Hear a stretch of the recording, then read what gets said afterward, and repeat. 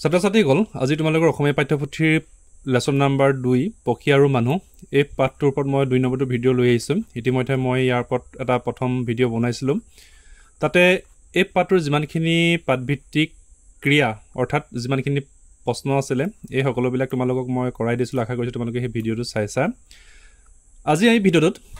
আমি পাঠটোৰ যিবিলাক কোৱেশ্চন থাকি গৈছিল সেইবিলাক আজি আমি কৰিবলৈ চেষ্টা কৰিছোঁ বলা গতিকে আমি আজি এইখিনিৰ পৰা কৰিম প্ৰথমে কি আছে আমি চাওঁচোন ইয়াতে কি দিছে চোৱা তলৰ বাক্যবোৰ পাঠৰ কথাৰ লগত মিলাই শুদ্ধকৈ লিখা ইয়াতে কিছুমান আমাক বাক্য দিছে সেইবিলাক মই তোমালোকক কৈ দিছোঁ আমাক শুদ্ধকৈ পাঠৰ কথাৰ লগত শুদ্ধকৈ মিলাই লিখিব কৈছে কি আছিলে যে প্ৰথমটো আছিলে কি যে সৰ্বধনু নামৰ ৰজাজনে চৰাই মঙহ খাবলৈ বেয়া পাইছিল কিন্তু তাৰ উত্তৰটো কি আছিলে বেয়া পাইছিল জানো ভাল পাইছিল গতিকে আমি যদি শুদ্ধকৈ লিখো মই আনসাৰটো তোমালোকে অৱশ্যে কিতাপত যদি লিখিবলৈ টান পাও তোমালোকৰ বহিত লিখিবা কাৰণ ইয়াতে বহুত জায়গা কম আছে মই জাস্ট ইয়াতে তোমালোকক দেখাই দিছো শুদ্ধটো কি আছিলে যে সৰ্বধনু নামৰ ৰজাজনে চৰাই মঙহ খাবলৈ ভাল পাইছিল ঠিক সেইদৰে খনৰ কি আছে ৰজা সৰ্বধনুৱে মধুকৰ নামৰ যুৱকজনক খং কৰা নাছিল কিন্তু তাৰ শুদ্ধটো কি আছিলে খং কৰিছিল গতিকে আমি শুদ্ধকৈ যদি তাক লিখোঁ তেতিয়ালে কি হ'ব উত্তৰ ৰজা সৰ্বধনুৱে মধুকৰ নামৰ যুৱকজনক খং কৰিছিল ঠিক আছে নেক্সট গ নম্বৰ কি কৈছে যে কীট পতংগবোৰে খেতি-বাতি ৰক্ষা কৰে এটো শুদ্ধই আছে গতিকে ইয়াতে আমি কোনো শুদ্ধ কৰিবলগীয়া কথা নাই হেহে এটো জেনেকৈ আছে আমি তেনেকৈ লিখি দিলে হৈ যাব কি লিখিম উত্তৰ কীট পতংগবোৰে খেতি-বাতি ৰক্ষা কৰে এজ ইট ইজ জেনেকৈ আছে তেনেকৈ লিখিলে হৈ যাব নেক্সট ঘ নম্বৰ কি কৈছে যে ৰজা মধুকৰে সৰ্বধনু ৰজাক চিনি নাপালে কিন্তু শুদ্ধটো কি আছিল চিনি পালে গতিকে ইয়াৰ শুদ্ধটো কি হ'ব উত্তৰ ৰজা মধুকৰে সৰ্বধনু ৰজাক চিনি পালে তিনিও উজু গতিকে আমি কি কৰিলো যে তলৰ বাক্যবোৰ পাঠৰ কথাৰ লগত মিলাই শুদ্ধকৈ লিখিব কৈছিল আমি এই ধৰণে শুদ্ধকৈ লিখি পেলালো ঠিক আছে এটা নেক্সট চাওঁচোন বলা তাৰ পিছত আমাক কিছুমান দিছে ভাষা অধ্যয়ন ব্যৱহাৰিক ব্যাকৰণ ইয়াতে কিছুমান কথা দিছে এইবিলাক তোমালোকে নিজেই চাবা ইয়াতে আৰু এইবিলাক আমি সদায় আৰু জনা কথা যুক্তাক্ষৰ ভাঙি পঢ়ো আৰু লিখো ইয়াতে আমাক কিছুমান যুক্তাক্ষৰ দিছে নয় বয় অবয় লাগিলে কি হয় বয় বৰ্গীয় জয় লাগিলে কি হয় এইবিলাক তোমালোকে নিজে চাবা এইবিলাক ইয়াতে বুজাই দিবলগীয়া বা বুজি পাবলগীয়া কোনো বিশেষ ধৰণৰ কথা নাই এইবিলাক তোমালোকে মনত ৰাখিলেই হৈ যাব গতিকে তোমালোকে যুক্তাক্ষৰবোৰ নিজে মনত ৰাখিবলৈ চেষ্টা কৰিবা ঠিক আছে তাৰ পিছত যুক্তাক্ষৰ গঠন কৰো ইয়াতো সেই একেখিনি কথাই কৈছে কোনকিটা আখৰ লগ লাগি কি যুক্তাক্ষৰ হয় এইবিলাক তোমালোকে নিজে পঢ়িলে বুজি পাবা এইবিলাক তোমালোকে পঢ়িবা নিজৰ কিতাপত তাৰ পিছত আমি চাওঁচোন ইয়াতো সেই একেখিনি কথাই যে পঢ়ো দুৱাৰত কবজা লগোৱা হয় কবজা মানে কুজা পদুম ফুলৰ আন এটা নাম অব্জ সমন্বয় শব্দ একগোট হোৱা বুজায় একলব্য ধনুবিদ্যাত পৰিপক্ক আছিল তাৰ মানে এই যিবিলাক যুক্তাক্ষৰ এই মাত্ৰ তোমালোকক ইয়াতে দি গৈছিল চোৱা এই যুক্তাক্ষৰখিনি লগাই ইয়াতে একোটা বাক্য সাজি দিছে এই শব্দবিলাক তোমালোকে এই শব্দবিলাকত থকা যুক্তাক্ষৰবিলাক তোমালোকে ভালদৰে আয়ত্ত কৰিবলৈ চেষ্টা কৰিবা ইমানখিনিয়ে কথা ইয়াতে মই যুক্তাক্ষৰ যিবিলাক আছে ওয়াৰ্ড হে ওয়াৰ্ডবিলাক এদৰে হাইলাইট কৰি দিছো তোমালোকে এইবিলাক চাবাৰ কি যুক্তাক্ষৰ আছে এইবিলাক কথা বুজিবলৈ চেষ্টা কৰিবা ঠিক আছে তাৰ পিছত নেক্সট বিপৰীত লিংগ বুজোৱা শব্দ লিখিবলৈ কৈছে বিপৰীত ৰজাৰ বিপৰীত লিংগ কি হ'ব ৰাণী ঠিক সেইদৰে ল'ৰা হ'লে ছোৱালী হ'ব বন্ধু হ'লে বান্ধৱী হ'ব যুৱক হ'লে যুৱতী হ'ব আৰু দৰা হ'লে কন্যা হ'ব গতিকে এইকেইটা পটাপট তোমালোকে লিখি পালা কি হ'ব ৰজা হ'লে ৰাণী ল'ৰা হ'লে ছোৱালী বন্ধু হ'লে বান্ধৱী যুৱক হ'লে যুৱতী দৰা হ'লে কন্যা কিছুমানে কন্যাও লিখে কন্যা লিখিবা তোমালোকে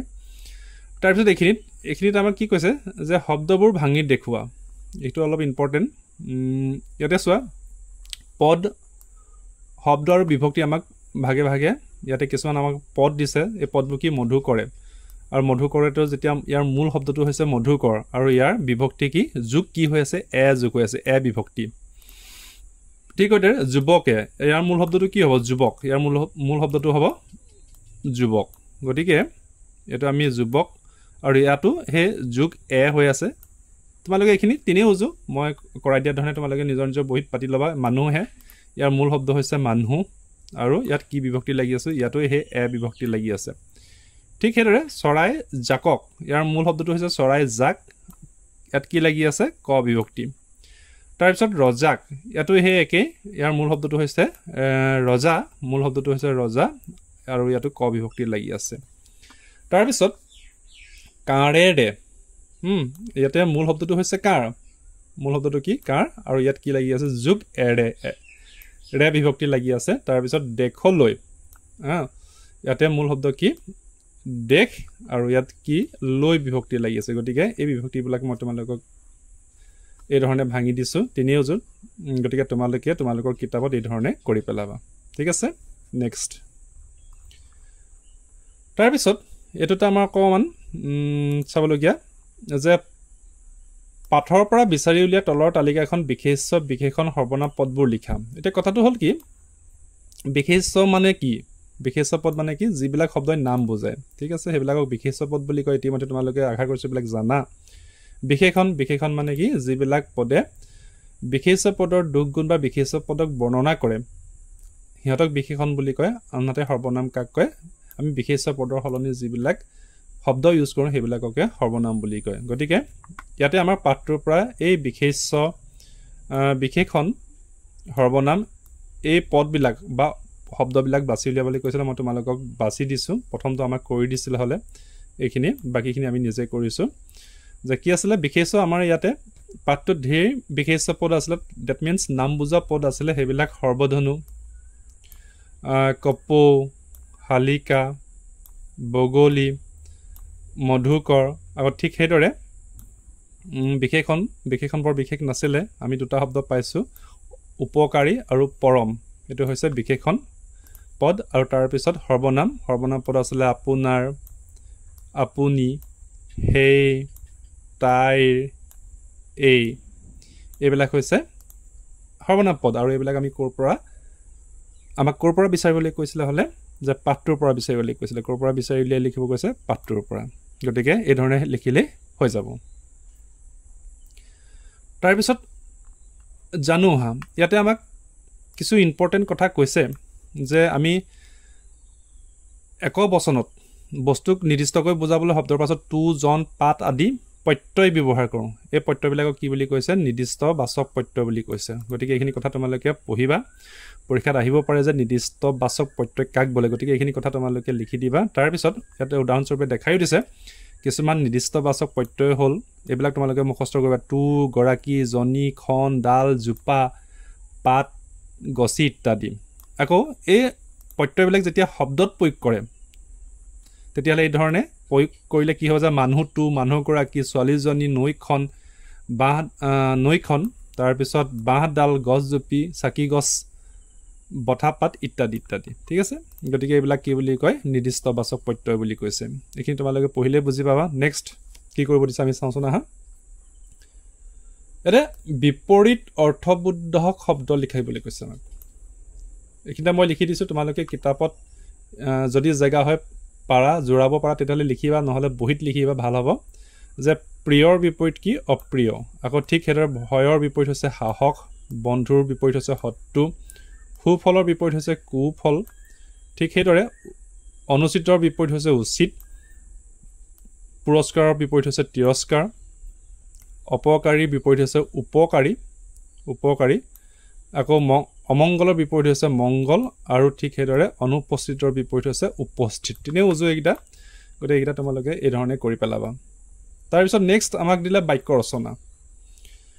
ৰচনা তিনি উজু এইবিলাক তোমালোকে কৰিয়ে থাকা তথাপি মই তোমালোকক কৰাই দিছো এইকেইটা কি বাক্য ৰচনা দিছে আমাক আদৰ হাদৰ লালন পালন খেতি বাতি চৰাই চিৰিকটি গছ গছনি কীট পতংগ এইখিনি বাক্য ৰচনা মই তোমালোকক কৰাই দিছো এতিয়া চোৱা বাক্য ৰচনা প্ৰথমটো কি ক'লে যে আদৰ হাদৰ আমি সকলো মানুহকে আদৰ হাদৰ কৰিব লাগে এইকেইটাই লিখিব লাগিব বুলি কথা নাই তোমালোক নিজে সাজিবলৈ চেষ্টা কৰিবা তেতিয়া বেছি ভাল আৰু তাৰপিছত খ নম্বৰ লালন পালন মাক দেউতাকে নিজৰ সন্তানক লালন পালন কৰে নেক্সট হ'ল এইটো তাৰপিছত ওপৰলৈ আমি যাওঁ অলপ খেতি বাতি গাঁৱৰ মানুহে খেতি বাতি কৰি জীৱন নিৰ্বাহ কৰে তাৰপিছত ঘৰ নম্বৰ চৰাই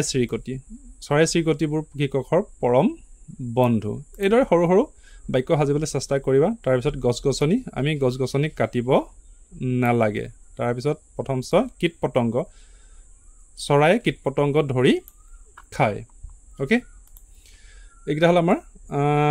বাক্য ৰচনা আছিলে গতিকে এই ধৰণে তোমালোকে কৰি পেলাবা তাৰপিছত নেক্সট কি আছে আমি চাওঁচোন বোলা তাৰপিছত ইয়াতে জ্ঞান সম্প্ৰসাৰণ দুটা প্ৰশ্ন দিছে অৱশ্যে এইখিনি পৰীক্ষাত নাহে তথাপি আমি জানিব লাগে আৰু যে চৰায়ে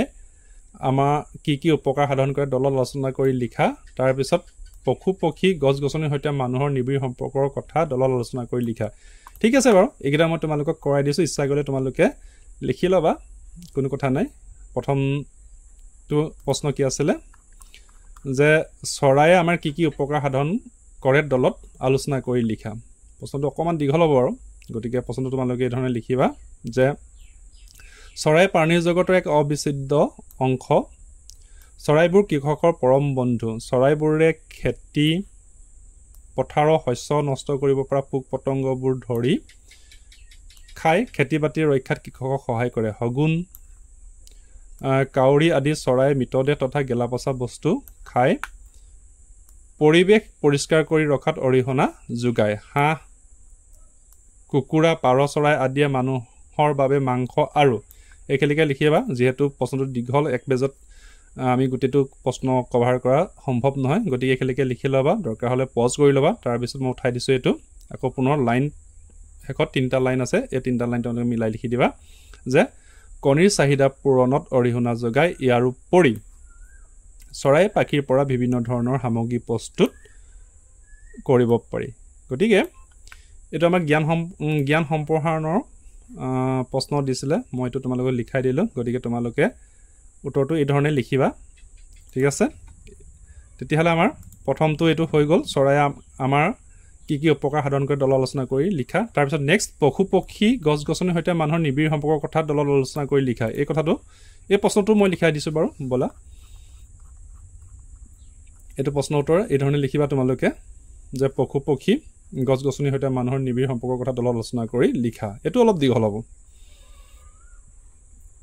উত্তৰটো কি হ'ব যে পশু পক্ষী গছ-গছনিৰ সৈতে মানুহৰ নিবিড় সম্পৰ্ক আছে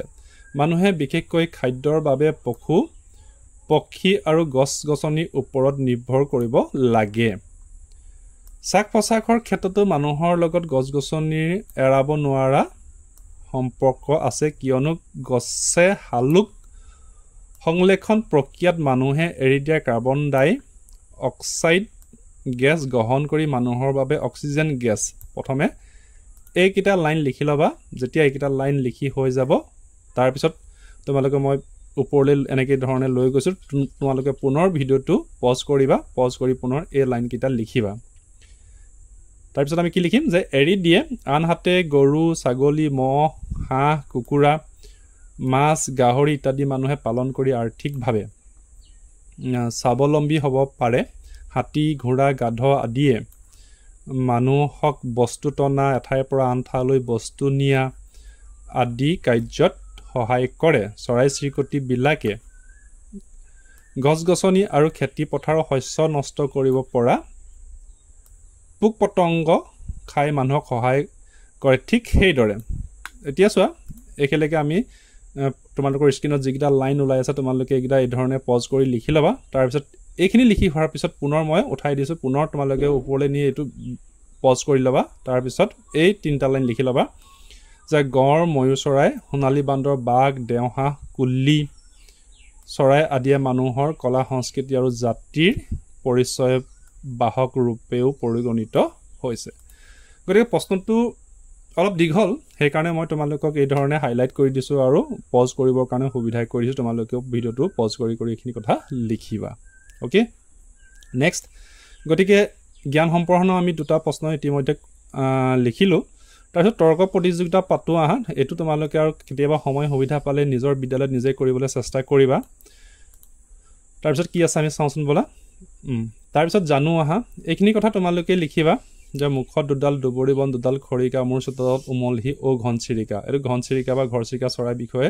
ইয়াতে কৈছে এইবোৰ তোমালোকে নিজে পঢ়িবা প্ৰকল্প নিজে কৰিবা কি কৰিছে যে চৰাইৰ ছবি সংগ্ৰহ কৰি এখন এলবাম প্ৰস্তুত কৰা তাৰপিছত এই যিমান প্ৰকল্প আছে তোমালোকে এইবিলাক কৰিবলৈ চেষ্টা কৰিবা প্ৰকল্প আজৰি সময়ত কৰিবলৈ বৰ ভাল লাগে গতিকে এইবিলাক কৰাটো এটা ভাল অভ্যাস ঠিক আছে আৰু আছে নেকি প্ৰশ্ন আৰু নাই গতিকে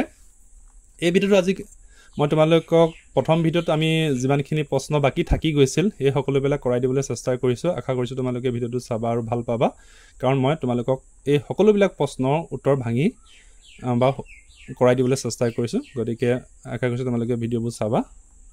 আজিলৈ ইমানে ধন্যবাদ ওকে থ্যাংক ইউ